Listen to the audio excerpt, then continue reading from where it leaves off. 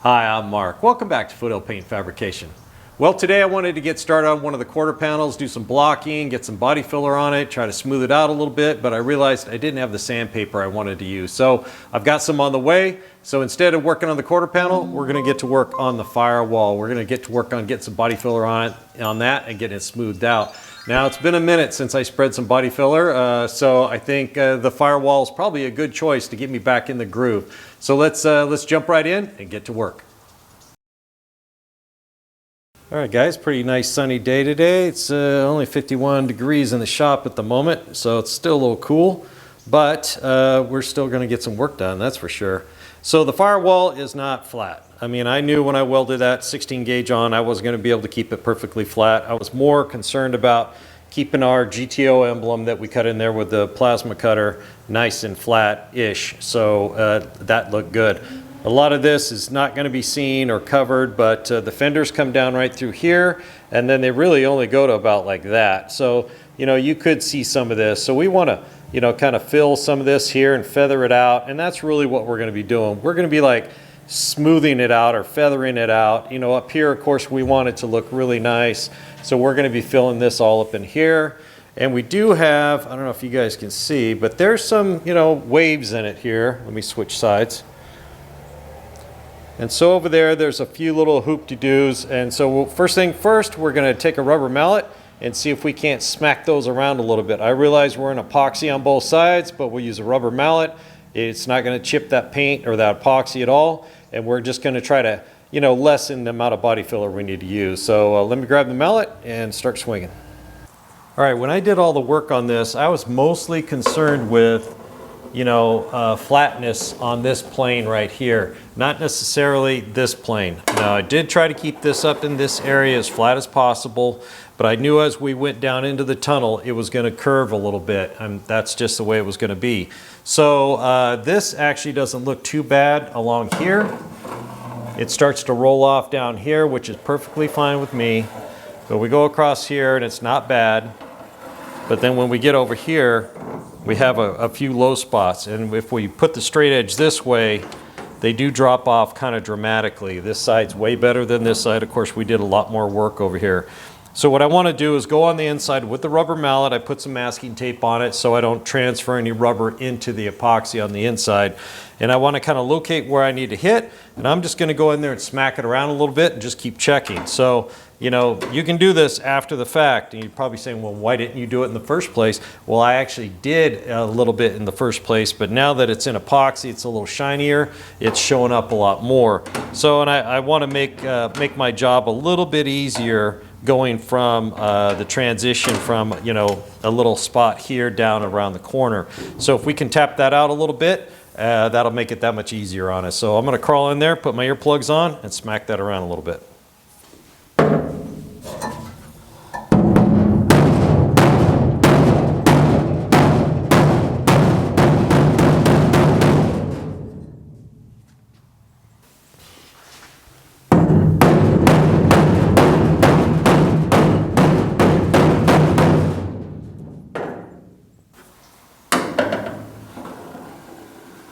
Well, that didn't take that much, just a little bit of tapping. So it's kind of concave right here, which is fine because it drops right into the tunnel. So we're just kind of basically transition everything to these other spots just to smooth it out, not try to make it flat as a piece of glass. So I want it really flat up through here, and then it's just gonna transition down into all these other pieces. So I think we're looking pretty good. I'm gonna check a few other areas, tap on those off camera, and then we're gonna start prepping this for some body filler. All right, guys, a little tight squeeze in here, but luckily I got enough room. I didn't eat too much at Thanksgiving. So what I want to do first is take a scuff pad. This is a Duragold 150 grit, and I want to scuff this whole area we're going to be working in. And the reason I want to do that is, one, just in case I feather out to an area I didn't prep for body filler, it's already been scuffed. Two, I don't want to go after this with like a DA or something and then hit a high spot and just burn right through all the epoxy and all the prep work and everything we did to protect the steel. Then it's ruined because I burned right through it, exposing bare steel. Now I'll go into applying body filler over bare steel versus epoxy. You know, maybe next week we'll talk about the science behind that. But for now, I'm gonna prep this whole thing and then we'll come back, figure out where our low spots are, and hand sand to scuff this a little bit more before we start applying body filler. So let me go ahead and get this done. I'll knock this off camera, and then I'll bring you back and we'll kind of identify where we're gonna work first. Okay guys, I got the whole thing scuffed really well all the way up underneath quite a bit, and I went ahead and masked off the letters because the last thing I want to do is get body filler down inside those letters. We're going to fillet those and do all that work some other time, but today's not going to be the day. So I've got some 220 right here wrapped around a Scotch-Brite pad or a scuff pad. That gives me a little bit of cushion, and then I'm going to go through and I'm going to sand the whole thing very carefully, make sure I don't go through or try not to go through, and kind of just get this scuffed up. And then I'm going to go over the areas I know for sure that we're going to be putting some body filler on right now with some 80 grit just by hand, and I'm just going to carefully go through and get this scuffed up to 80, and that's where we're going to stop before we start putting body filler on. So let me go ahead and get all this hand work done. I'll blow it off, I'll bring you back, and we'll take a look at it. All right guys, we got it scuffed all over. I went over it a couple of times, so it's looking really good. I blew it off really well, even took an old tack rag and wiped it down, make sure there's no dust on it. So did I go through anywhere? Absolutely. See right there, I don't know if you guys can see that. That's a spot weld. Remember, I always keep telling you guys, take your flapper disc and hit all those spot welds, get all those sharp areas smoothed off. I miss those spots right there. I don't think we're gonna have body filler over there, so it's not the end of the world. And even if we did, that little tiny spot, it's nothing to worry about. But we're looking really good. So we're about ready to start mapping out where we're gonna put the body filler and then get some mixed up and see what we can do. Okay, we got a batch mixed up. I did take the body filler in the house last night to make sure it would be warm enough. Otherwise this stuff would be so stiff, I wouldn't be able to spread it at all. And since I haven't used it for a while, I spent probably 10 minutes mixing it up. So let's go ahead and get this started right over here. We're just gonna kind of work from here down and back.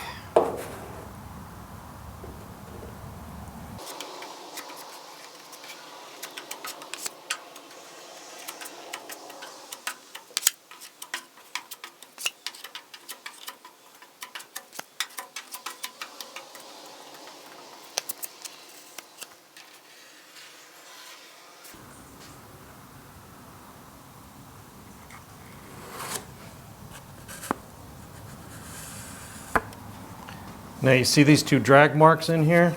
That is contaminants, and I think it's from my cream hardener. It may have been too old. I did mix it up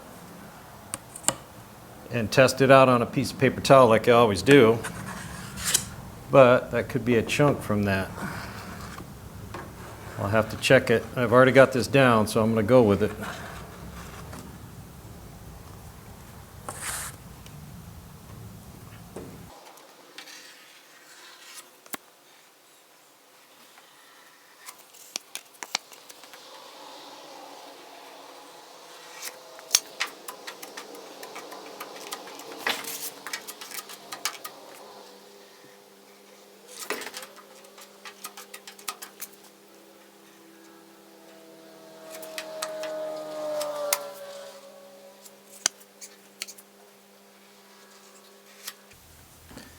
All right, a little cleanup to save us some work later.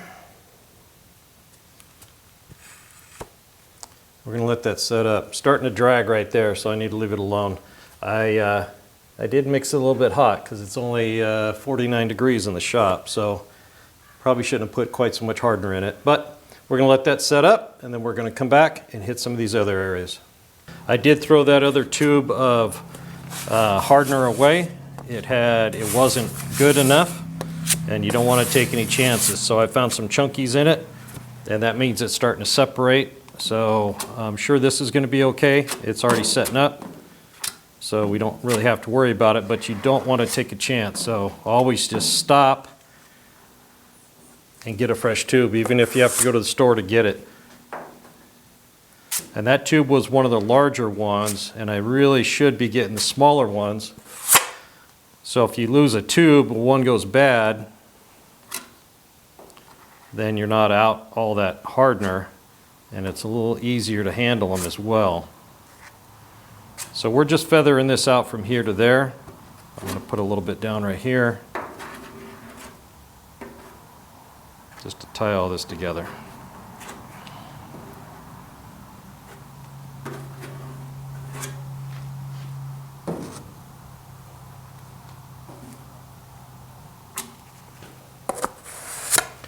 And then we're going to just kind of skim coat this whole area right here. There's some dimples and some other spots from welding the studs on the other side.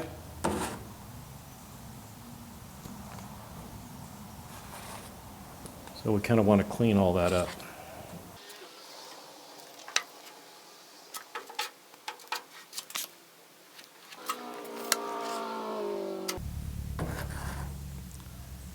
Now I'm just trying to smooth it out a little bit, make the sanding that much easier.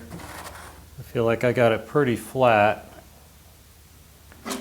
So you'll see me hold the spreader up a little more on its edge like this, and that way it can't flex. And that's kind of screeds it across there, and then you slowly lay it down to smooth it.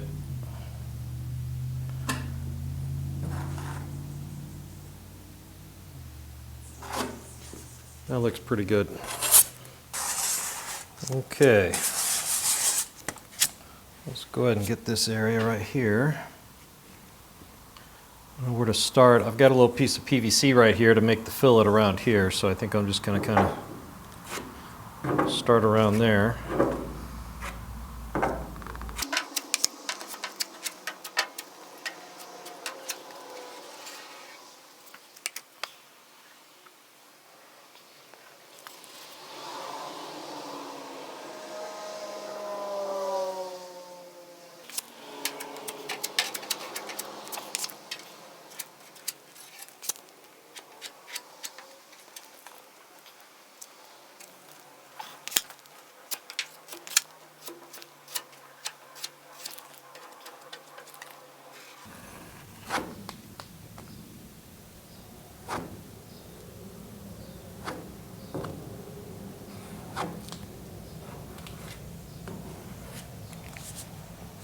All right, I got it rolled out in the sun, let the heat do its job, get that to set all the way, and I think I'm gonna go eat lunch, and then we'll come back and get to sanding. All right, guys, done with lunch, and the sun did its job. It's all nice and set up, nice and rock hard. So the next thing I'm gonna do is take a DA with some 80 grit on it and just kind of break open all the body filler. By breaking open, I mean we're going to just kind of go over the whole thing. If you guys done any filling at all, you know when you first start sanding body filler, it clogs your sandpaper because it's kind of sticky right on the very surface.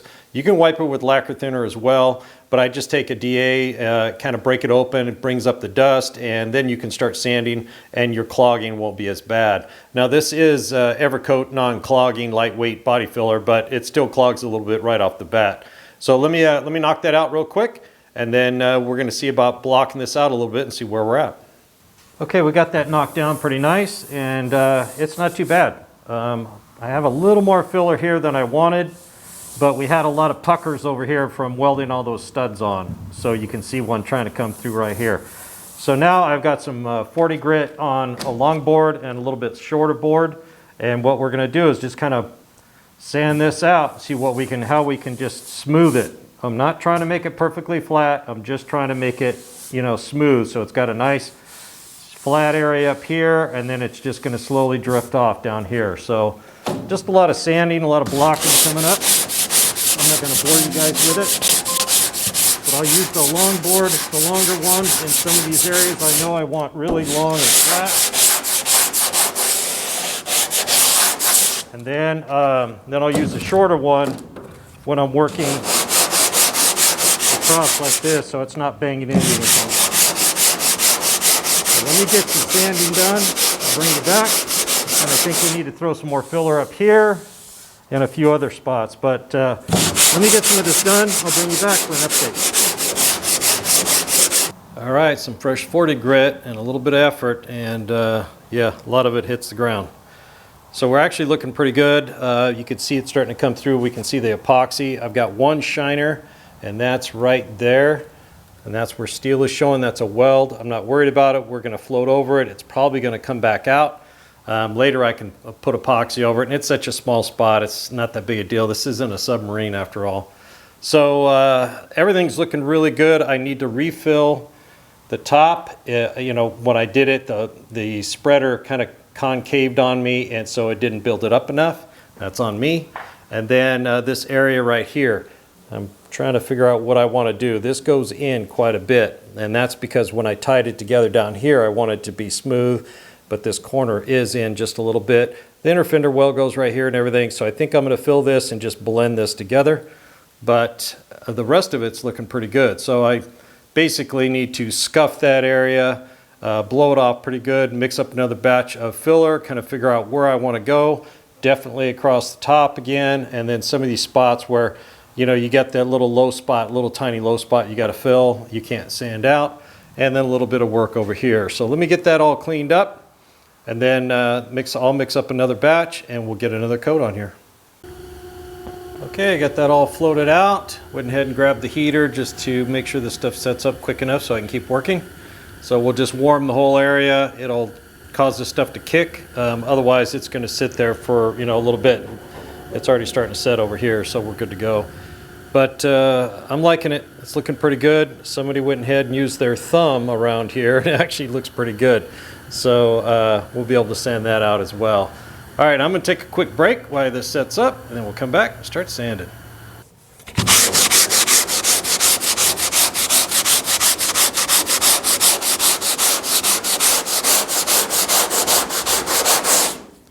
All right, guys, that heater did the trick. It set it up nice and hard, made it easy to sand. I went ahead and hit everything we just put on with the DA to break it open again, and just been using this sanding board with some 40 grit on it. This size is working out pretty good because there's so much stuff to go around. The other one, I was just banging into stuff, and obviously this isn't that flat, so the shorter one's actually working out pretty good. Got a little low spot right here. I don't know if that's going to sand out. We may have to do some small filling here and there, but we're looking pretty good. I've got most of this over here. It's actually looking pretty good, roughed in with 40 grit. But we still have a little bit of work over here. And like I said, some hand work around this will take a little bit. But pretty happy. It's starting to come together. The body filler isn't really that thick, especially up here. Pretty thin. You can see where it's coming through here and there. Just trying to, you know, flatten this out, smooth it out the best we can. So let me get back to sanding. I'll bring you back in a bit when we're just about done.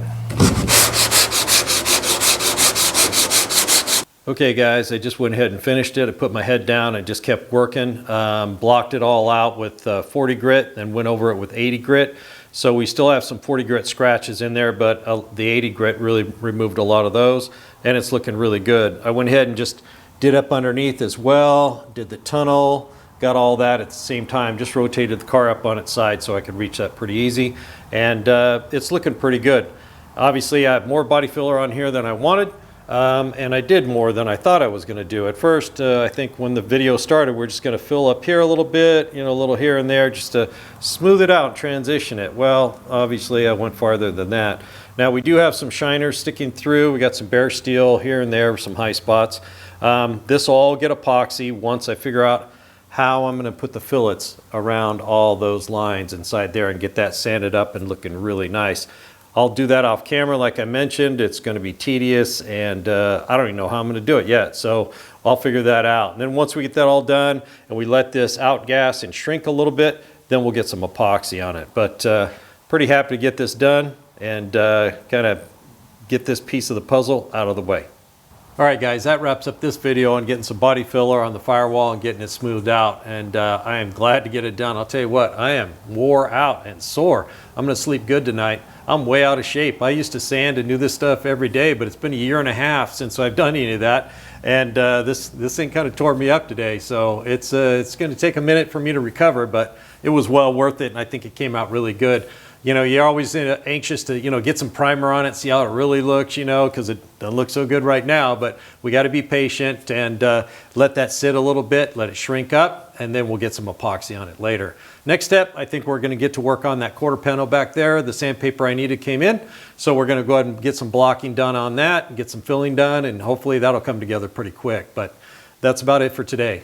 Thanks for joining me here at Foothill Paint Fabrication. Don't forget to hit the likes and subscribe button if you haven't already. Mash that bell and drop me a comment. I'd love to hear from you. We'll see you on the next one.